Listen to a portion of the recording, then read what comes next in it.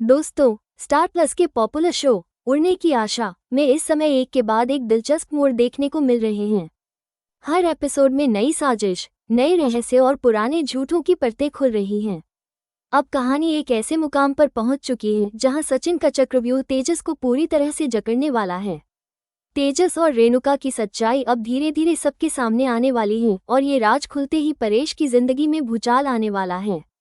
आने वाले एपिसोड में दर्शकों को देखने को मिलेगा कि कैसे सचिन अपने प्लान को एक एक करके अंजाम तक पहुंचा रहा है। उसका अगला कदम है बाबा का भेष धारण करना। जी हाँ, अब वो बाबा बनकर तेजस से सच उगलवाने की चाल चलेगा। सचिन जानता है कि तेजस को सीधा फंसाना आसान नहीं है, लेकिन अगर वो किसी ऐसे इंसान के सामने सच बोले जिसे वो सामान्य इंसान ना समझे, तो उसकी जुबान से राज निकल सकता है। यही कारण है कि वो अब बाबा बनकर उसकी अंतरात्मा को टटोलने की कोशिश करेगा और इसी बहाने तेजस की जुबान से उसकी असलियत बाहर निकलवाएगा। दूसरी ओर रेणुका की पोल भी अब धीरे धीरे खुलने लगी है। रेणुका, जो हमेशा तेजस के लिए एकतरफा समर्पण दिखाती थी, अब उसकी सच्चाई जानने के बाद परेश के पैरों तले जमीन खिसक जाएगी। उसे ये बिल्कुल अंदाजा नहीं था कि जिससे वो इतना भरोसा करती थी, वही उसके बेटे की जिंदगी में जहर घोल रही थी। रेणुका और तेजस की आपसी साजिशों का पर्दाफाश अब बहुत नजदीक है। अब बात करते हैं तेजस की। तेजस अब खुद शक के घेरे में आ चुका है। उसे अब धीरे धीरे समझ आने लगा है कि जो कुछ भी हो रहा है, उसके पीछे कहीं न कहीं सचिन और साहिली का हाथ है। एक छोटी सी कॉल से ये खेल शुरू होता है। रिया नाम की एक लड़की तेजस को कॉल करती है और ज्वेलरी से जुड़ी किसी डील का फीडबैक मांगती है। तेजस को ये कॉल बहुत अजीब लगती है, क्योंकि उसने ऐसी कोई भी डील की ही नहीं थी।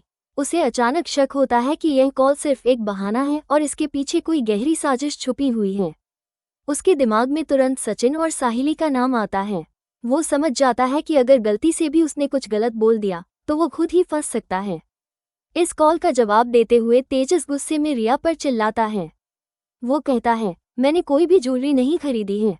जब मैं कोई प्रोडक्ट खरीदूंगा तभी मैं उसका फीडबैक दूंगा। मैंने कुछ खरीदा ही नहीं है, तो आप बार बार कॉल क्यों कर रहे हैं? आगे से मुझे ऐसी कॉल मत करना। अगर दोबारा तुमने ऐसा किया तो मैं तुम्हारे खिलाफ पुलिस केस कर दूंगा। ये कहते हुए वो कॉल काट देता है, लेकिन यह मामला यही नहीं रुकता। रिया या कहे कि साहिली, जो इस योजना में शामिल है, तेजस को चेतावनी देते हुए कहती है, सर, माफ कर दीजिए, लेकिन मैं आपको ये बताना चाहती थी कि आपने जो भी ज्वेलरी बेची है, उसका डिज़ाइन अगर पहले से किसी ने क्लेम किया है तो आपके खिलाफ शिकायत दर्ज हो सकती है और इसकी पूरी जिम्मेदारी सिर्फ और सिर्फ आपकी होगी, क्योंकि जो डिज़ाइन आपने भेजा है वो पहले से क्लेम हो चुका है। इसलिए हम आपको पहले ही सूचित कर रहे थे। इस बात को सुनकर तेजस के चेहरे पर तनाव साफ नजर आता है। वो जानता है कि अगर ये मामला सचिन और साहिली के हाथ में गया तो वे उसे ब्लैकमेल भी कर सकते हैं या पुलिस में शिकायत कर सकते हैं। वहीं दूसरी ओर तेजस अब परेशान भी है और गुस्से में भी। उसे लग रहा है जैसे सब कुछ उसके खिलाफ जा रहा है। उसकी बनाई हुई सारी चालें अब उसी पर उल्टी पड़ने लगी हैं। सचिन की इस चाल में एक और दिलचस्प बात यह है कि वो बाबा के रूप में सिर्फ तेजस से ही नहीं, बल्कि रेणुका से भी सच उगलवाने की योजना बना रहा है। वो दोनों को मानसिक रूप से इस तरह से दबाव में डालना चाहता है कि वे खुद ही अपनी गलतियां कबूल कर ले। अब देखने वाली बात यह होगी कि क्या सचिन का ये प्लान पूरी तरह से सफल होगा या नहीं। और अंत में दोस्तों, हम आपसे यही पूछना चाहते हैं कि क्या रेणुका का तेजस के लिए इस हद तक जाना सही है? क्या एक माँ अपने बेटे के लिए इतने बड़े झूठ का सहारा ले सकती है?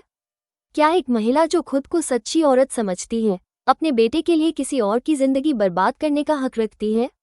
सीरियल के आने वाले एपिसोड में आपको देखने को मिलेगा कि तेजस सीधे घर आता है और घबराया हुआ अपनी माँ रेणुका से सब कुछ कहता है। तेजस कहता है, आज सचिन ने मुझे कॉल करवाई थी। मैं नहीं जानता कि उसने ये किस तरह से किया, लेकिन इतना ज़रूर कह सकता हूँ कि उसे अब हम दोनों के बारे में कुछ न कुछ तो ज़रूर पता चल चुका है। वो आगे कहता है, सचिन अभी साफ साफ कुछ नहीं बोल रहा है, लेकिन उसके सवालों और बात करने के तरीके से साफ लग रहा है कि वो सब समझ गया है। उसे अभी हमारे खिलाफ कोई ठोस सबूत नहीं मिला है, इसीलिए वो बातों को घुमा-फिरा कर रहा है।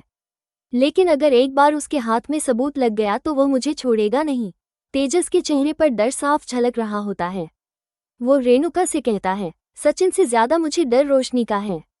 अगर रोशनी को ये सब पता चल गया तो वो मुझे हमेशा के लिए छोड़कर अपने मायके चली जाएगी। मैं ऐसा बिल्कुल भी नहीं चाहता। मैं रोशनी को खो नहीं सकता। आई, कुछ तो करना पड़ेगा। रेणुका तेजस की बात ध्यान से सुनती है और फिर गंभीरता से कहती है, अब हमारे पास सिर्फ एक ही रास्ता बचा है। हमें उन ज्वेलरी को एसिड ज्वेलरी में कन्वर्ट करना पड़ेगा।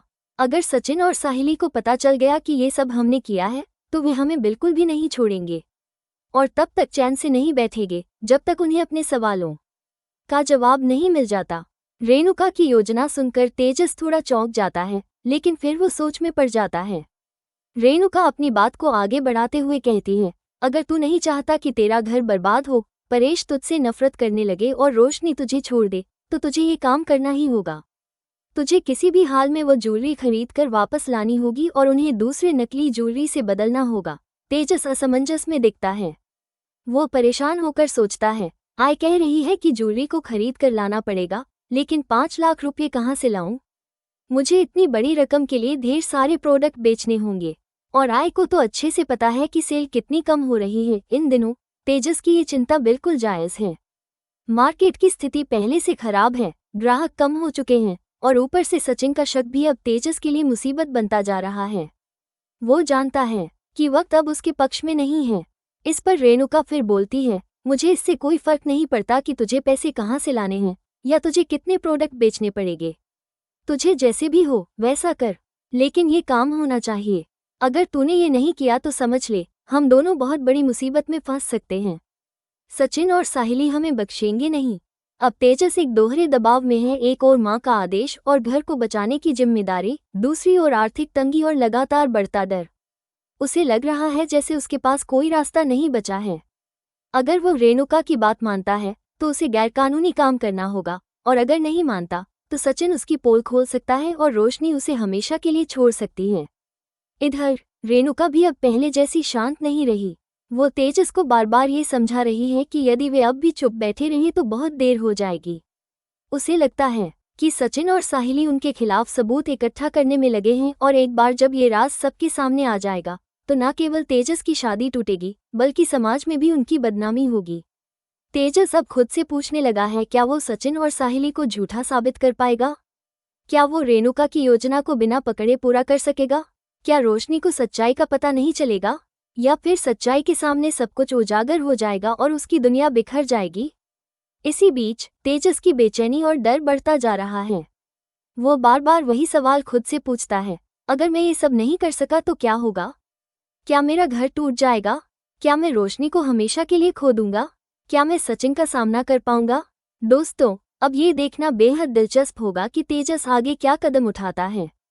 क्या वो ज्वेलरी को वाकई एसिड ज्वेलरी में बदल पाएगा? क्या वो 5 लाख रुपये का इंतजाम कर पाएगा, या फिर उसका झूठ एक दिन सचिन और साहिली के सामने बेनकाब हो जाएगा? और आप क्या सोचते हैं? क्या रेणुका का ये कदम सही है? क्या एक माँ अपने बेटे को बचाने के लिए इतना बड़ा जोखिम ले सकती है? क्या तेजस का डर और झूठ उसका घर और रिश्ता बचा पाएंगे? अपनी राय हमें कमेंट बॉक्स में जरूर बताइए। अगर आपको ये कहानी पसंद आ रही है तो हमारे चैनल को सब्सक्राइब करें, वीडियो को लाइक करें और शेयर करना ना भूलें। मिलते हैं आपसे अगले एपिसोड की अपडेट के साथ, जिसमें और भी धमाकेदार मोड़ और खुलासे होंगे। देखना मत भूलिए घूमने की आशा, क्योंकि इस बार खेल उल्टा पड़ने वाला है।